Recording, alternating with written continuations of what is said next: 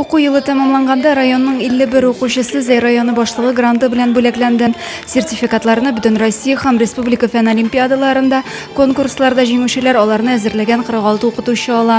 Әлеге грантка ия укучылар үзләре белем алган мәктәпкә, районга дан алып килүче йолдызчыклар.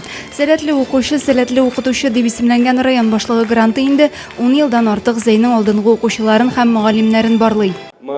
Сегодня здесь вместе с вами по традиции чествовать будем самых наших талантливых детей. Дорогие наши дети, дорогие наши учителя, уважаемые родители, я от себя лично, от всех заинцев поздравляю вас.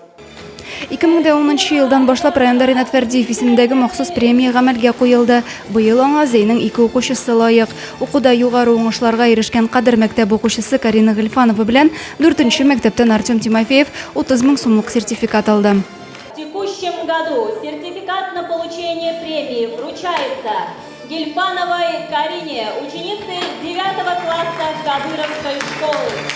Тимофееву Артему, ученику 6 класса школы номер 4.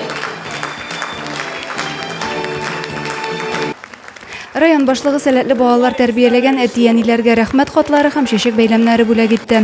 Вокал-хореографик ансамбль чыгышы чараны тагын да ямьләндерде.